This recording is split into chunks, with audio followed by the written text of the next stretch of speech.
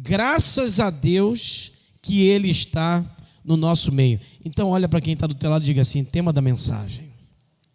Repete bem alto: tema da mensagem. Graças a Deus. Eu tenho aqui 6 versículos falando sobre graças a Deus. Eu escrevi aqui alguns versículos, tá, irmão? São vários em que os discípulos, o próprio Senhor, muitos homens, profetas, mulheres agradecem ao Senhor. O primeiro versículo está em 1 Coríntios capítulo 15, versículo 57. E ele diz assim: graças a Deus que nos dá a vitória por Jesus Cristo. Vou repetir. 1 Coríntios capítulo 15, versículo 57. Mas graças a Deus que nos dá a vitória por Jesus Cristo. Esse é o primeiro versículo. O segundo versículo, de repente não dava para você acompanhar, por causa que eu vou falar muito rápido. 2 Coríntios, capítulo 9, versículo 11. Em tudo, ou melhor, 2 Coríntios, capítulo 9, versículo 11. Em tudo seja próspero. Em outras versões, seja rico. Ou em outras versões, seja uma pessoa nobre, o qual faz que nós dessemos graças. Então, tudo que a gente tem em casa, todos os bens que nós temos que dar graças a Deus. Terceiro versículo, Efésios capítulo 1, versículo 16. Não cesso de dar graças a Deus, lembrando-me de vocês em minhas orações. Livro de Efésios, capítulo 1, versículo 16 diz: não cesso de dar graças a Deus, lembrando de vocês em minhas orações. Ontem eu estava até orando com a Lucimar de madrugada, e a gente está orando todo dia, quando vai deitar, vê alguns vídeos ali, alguma coisa, nos atualizamos, né, nas reportagens e tudo mais, e a gente depois pega o nosso celular, desligamos, tiramos os óculos, que não dá para dormir de óculos, né? Dizem que vão sonhar e quer ver alguma coisa com óculos. Não adianta, quem sonha não tem nada a ver com óculos, nada a ver com isso. E ali a gente começa a orar. Só que, Rafael, a gente começou a orar de 1 minuto, 2 minutos, 3, 5. Só que agora o negócio está chegando a 10. Está chegando a 15. E a gente começa a orar e a gente começa a lembrar de cada um. Senhor, abençoa a Rafaela, o Éder. Abençoa, Senhor, aquela pessoa que vai visitar a nossa igreja, a Lorena. E a gente começa a orar. Quer dizer, a Lorena que está aqui hoje já estava nas nossas orações. Quem pode dar glória a Deus? Então a gente ora pela nossa família, pelos projetos, por tudo que Deus tem para nós. Então temos que lembrar de cada um em nossas orações. O quarto versículo, que é Atos 27, versículo 35. E tomando o pão na hora da ceia, a Bíblia diz que ele deu graças a Deus na presença de todos. A Bíblia está dizendo no versículo 20, capítulo 27 de Atos, versículo 35, que ele toma o pão, eles participam da ceia, e a Bíblia diz que ele deu graças a Deus na presença de todos. Tipo assim, como é que eu vou dar graças para algo que eu sei que vai acontecer? Irmãos, amanhã tem um pão novo e um vinho novo para nós.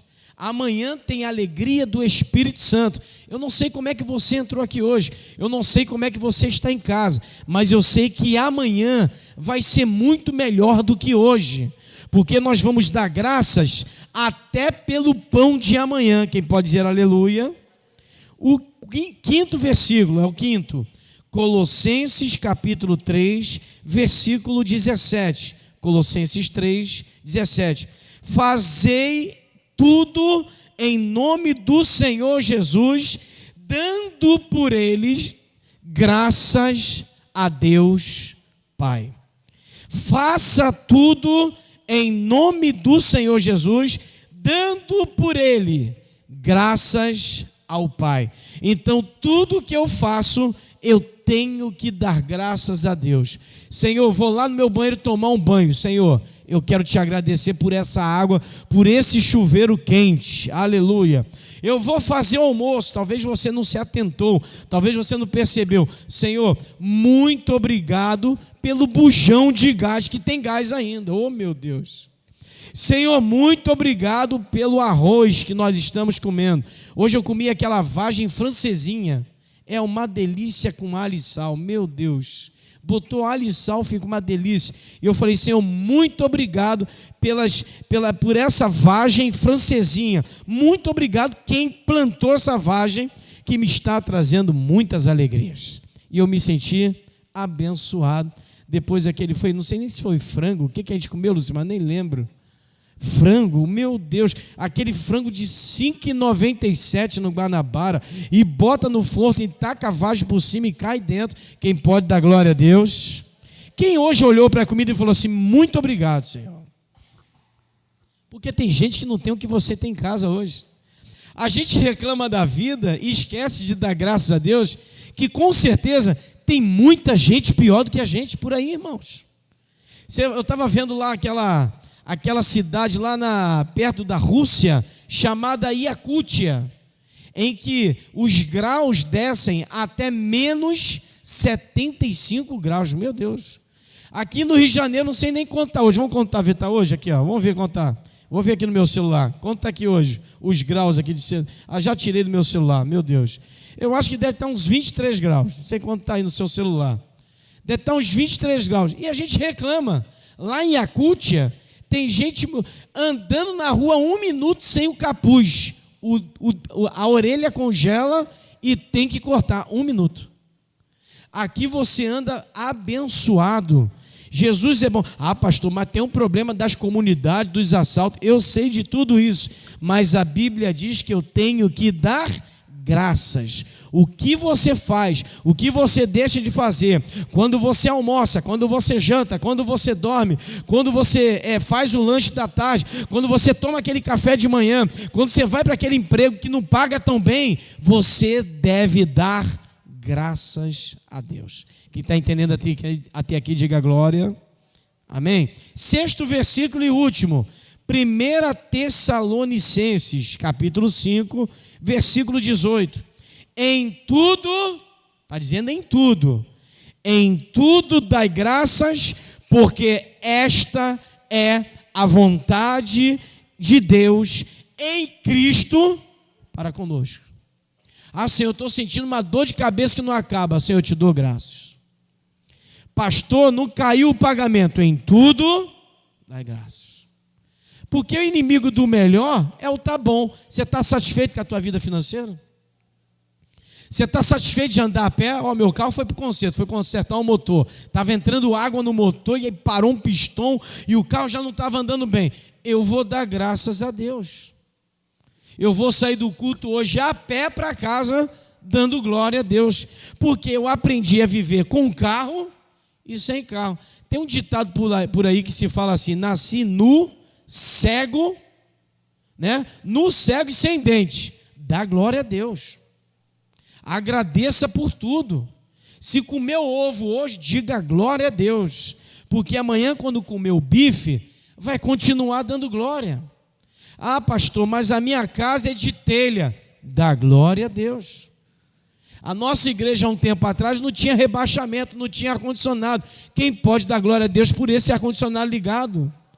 Amém, irmãos? Há um tempo atrás a Rafaela não pegou isso, ele ali pegou. Uns fios pendurados na igreja, meu Deus, as pessoas pulavam, parecia que era Frozen andando na igreja, era um floco de neve, de poeira para todo lado, mas chegamos a um tempo que nem ventilador a gente mais liga o ar-condicionado e a gente se sente bem. Então eu dou glórias a Deus pelos irmãos que contribuem para o ar-condicionado funcionar. Quem pode dar glória a Deus? Então em tudo dai graças, porque esta é a vontade de Deus, a vontade do Pai. Quando eu aprendo a ser grato, o que vem depois disso é bênção. Senhor, muito obrigado pelo Fusca, mas se Deus quer te dar um Cronos 2023, glória a Deus também.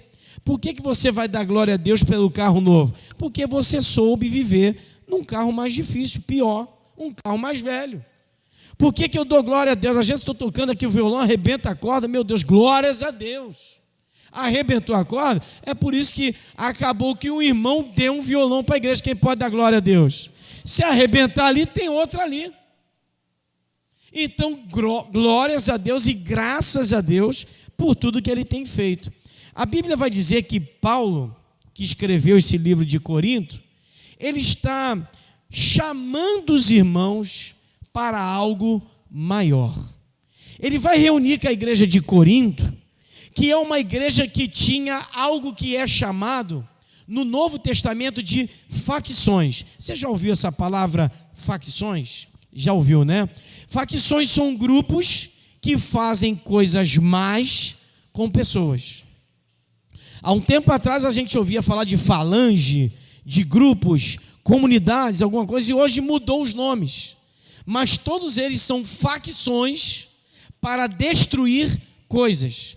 A igreja de Corinto não tinha a presença de Paulo, mas Paulo estava onde? Preso. A igreja de Corinto estava livre, mas estava facciosa, ou cheio de facções, rebeliões e divisões. Era uma igreja que não estava unida, mas Paulo estava sentindo a dor de Cristo na igreja de Corinto, lá na prisão. E na prisão era o lugar que Paulo cantava, era o lugar que Paulo orava, era o lugar em que as cadeias caíram, era o lugar em que Paulo recebia a visita do Espírito Santo e do anjo do Senhor. É por isso que a palavra vai dizer que Paulo vai dizer assim, para aquele homem que estava tomando conta do lugar onde ele estava, eu e a minha casa, Josué vai dizer isso também, eu e minha casa serviremos ao Senhor. Por quê? Porque as cadeias caíram. E Paulo estava adorando ao Senhor. Enquanto Paulo estava cantando louvores, Deus estava trabalhando. Então o povo que estava em Corinto estava tendo problemas de facções e divisões na igreja. Alguns irmãos eram de Paulo, outros irmãos eram de Apolo, outros irmãos eram de Roma, outros irmãos eram de Pedro, mas eles não entenderam o evangelho como muitas vezes a gente não entende, porque a igreja é um lugar de reunião para a gente se fortalecer, para vencer lá fora. Então a nossa briga ela não é carnal, ela não é humana, a nossa briga é espiritual. Eu só posso destruir demônios com oração. Eu vou pegar uma faca e vou matar o capeta. Não vai arrumar nada. Vou pegar uma 762 e dar um tiro no peito dele. Não vai arrumar exatamente nada. Tem certas castas de demônio que só saem com jejum e orações. Nós estamos fazendo jejum de 21 dias, vai acabar dia 25. Sem ser esse domingo ou outro. Nós estamos em jejum e oração por algo maior na nossa igreja. Mas pastor, é melhor ficar em casa, é melhor não subir o monte que está perigoso, é melhor ficar em casa ali, dentro do nosso travesseiro, ali no quarto. Não, Deus nos chamou para lutar. Nós acabamos de louvar, lutamos com armas de fé. E nada poderá nos resistir enquanto adoramos. Esse louvor falou tudo, nem me liguei. Nós estamos em batalha. E Paulo vai chamar um cara chamado Sóstenes, que está no primeiro versículo. Paulo, chamado apóstolo de Jesus, 1 Coríntios capítulo 1, diz assim no versículo 1, Paulo, chamado apóstolo de Jesus Cristo, pela vontade de Deus, e não dos homens, tá, irmão? E o irmão Sóstenes. A Bíblia vai dizer que Paulo vai fazer algo em Corinto, através de uma carta, mas precisa ter alguém que leia essa carta e tenha uma vida transformada. A Bíblia ela é chamada de Bíblia, é chamada de biblioteca. É uma reunião de vários livros. E dentro desses livros tem cartas, tem parábolas, tem histórias, tem profecias, tem milagres, tem promessas. Quando eu leio a Bíblia, que é uma carta viva, eu estou ouvindo a voz do meu Pai, do meu Senhor. Paulo está chamando a igreja de Corinto, mas ele não está lá. ele precisa de alguém que vá. E o primeiro nome no primeiro versículo que vem é qual? Sóstenes. Olha para quem está do teu lado e diga assim: o que significa Sóstenes? Homem forte. A Bíblia, em algumas versões, vai dizer que ele é o salvador de uma tribo, de uma comunidade. Mas como ele não é Jesus Cristo, a versão salvador significa alguém que pode tirar almas do inferno. Você tem poder para orar e inimigos saírem e pessoas não serem destruídas. Deixa eu te falar uma coisa: tu só está vivo por causa de você ou por causa de Deus? Porque se fosse depender de nós estaríamos aonde, irmãos? Mortos. A Bíblia vai dizer que o Senhor chama Sóstenes, que era o nome no seu significado, homem forte.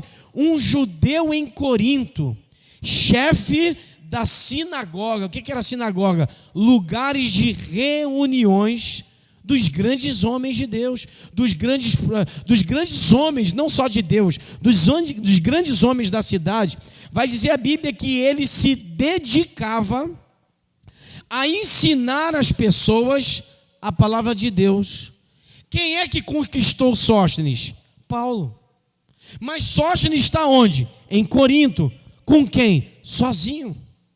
Pegando as cartas de Paulo e lecionando para as pessoas que estavam em Corinto. Olha, gente, Paulo está dizendo aqui que a gente tem que se dedicar. Paulo está preso. Paulo está dizendo que tem que parar de ter divisões nas igrejas. Paulo está dizendo que a gente tem que parar de falar mal do irmão. Paulo está dizendo aqui, igreja, a vocês da sinagoga, que nós temos que parar de fazer facções dentro da igreja, divisões e fofocando da vida dos outros, da vida alheia. Nós temos o ministério apostólico, e no ministério apostólico se cresce com poder e autoridade e unidade. Não tem como crescer com divisões. A gente até entende que muitas crianças vêm de casa querendo ir para a salinha, né? Eles querem estar ali estudando, lendo, preparando na palavra, aquela coisa toda. Ninguém viu alguma vez dizendo assim: olha, tem R$10 no Pix para cada um para ver. Eu nunca ouvi falar assim: olha, vai ter R$50 de presente. Não tem. A intenção deles de vir é de reencontrar e brincar e conversar um com os outros. É por isso que a Bíblia está dizendo que nós temos que ter um coração de quem? De criança. Porque criança não fica olhando o ambiente. Meu irmão, se botar um ambiente lá sem ar-condicionado, sem ventilador, sem carpete, sem tapete, eles não estão nem aí, eles vão vir. O problema é que a gente começa a colocar algumas coisas em Cristo e achando que Deus só trabalha desse jeito. Não, irmãos, Deus trabalha do jeito dele. Era através das cartas de Paulo que Corinto foi consertado. Então hoje eu profetizo que tem uma carta de Deus para a tua casa. Eu profetizo que o Senhor tem uma carta dizendo assim: olha, você passou pela tribulação, mas eu vou te dar vitória. Você está passando pela luta, mas eu vou tirar dessas coisas. Sabe por quê? Porque no momento da luta você deu glória a Deus, você deu graças a Deus. No momento da batalha, você foi para a batalha e pegou as ferramentas espirituais para vencer. Então nós temos que parar de achar que é pelas forças humanas e não pelas mãos dos homens, é por Deus. Atos 18, 17, olha o que diz aí, fica aí, irmãos, não desliga não, fica ligado. Então todos, está ouvindo aí, ó? Todos agarraram, isso, pode passar para eles aí, versículo 17, tá, meu amigo? Então todos agarraram quem? Sóstenes, está com S maiúsculo, sim ou não? Porque ele era um principal da sinagoga, hein? Principal da sinagoga, e o feriram diante do tribunal. Porém, a Gálio, nada destas coisas o incomodava. A Bíblia está dizendo que Sóstenes, eu vou voltar para Coríntios capítulo 1, tá? 1 Coríntios capítulo 1. Está dizendo que Sóstenes ficou conhecido por Paulo por aquele que defendia a palavra. Escuta bem, gente. Tem que andar com gente que ama a Bíblia. Tem que andar com gente que fala de coisas promissoras para o futuro. Você tem que andar com gente que tem visão de futuro. Porque o conhecimento é que liberta a gente, irmãos. Quando a gente anda com conhecimento, quanto mais eu leio a Bíblia, quanto eu mais leio a carta de Deus para a minha vida, mais conhecimento eu tenho. Demônios não têm poder. A Bíblia vai dizer que os moradores da igreja onde estava em Atos, eles agarraram Sóstenes e bateram nele. Em outras versões vai dizer que ele foi capturado dentro de casa, espancado e envergonhado. Imagina um principal da sinagoga, um cara que era líder, bem vestido, alinhado, andando na rua todo rasgado. A Bíblia vai dizer que Paulo e Silas, antes de ser presos, que ficaram dentro das cadeias e cantaram lá, eles estavam nus, pelados. Porque a Bíblia vai dizer que quando pegaram Paulo e Silas, que ele orou pela menina que tinha um demônio, eu vi essa palavra e eu guardei para a minha vida, irmãos. Paulo e Silas passavam na rua e a menina falava assim: vai lá 2 homens de Deus. E de novo passou perto daquela mulher, e aquela mulher falou: vai lá, Paulo e Silas, 2 homens de Deus. Sabe o que Paulo falou para Silas? Essa mulher está endemoniada. Quando botou a mão na menina, todo demônio caiu de adivinhação. O que aconteceu? Ela adivinhava na cidade, espírito de adivinhação, e o que ela ganhava? Dinheiro revelando algo no espírito do demônio. Cuidado com revelações que a gente recebe, que muitas vezes elas não vêm de Deus, ela vem de demônios. E Paulo, quando coloca a mão, envergonha aquela mulher, porque ela estava endemoniada, se mostrou quem era, e todo mundo manda prender Paulo e Silas. Quando prende Paulo e Silas, começa a puxar pelo chão. A roupa acontece o que, irmãos? Rasgava. E prende ele do jeito que está. Aí imagina o carcereiro, Kátia, sentado do lado de fora, ouvindo Paulo e Silas dentro da cadeia fazendo o quê? Cantando louvor. Com muito louvor, Deus não rejeita a oração. E está ali clamando. Começa a fazer isso e as coisas acontecem. Sóstenes, que é um homem forte, principal das sinagogas, o homem que vai libertar muita gente do inferno, porque Paulo não está ali, mas Deus deixou de Sóstenes. Não se ache o melhor. Se você não faz, Deus levanta outro.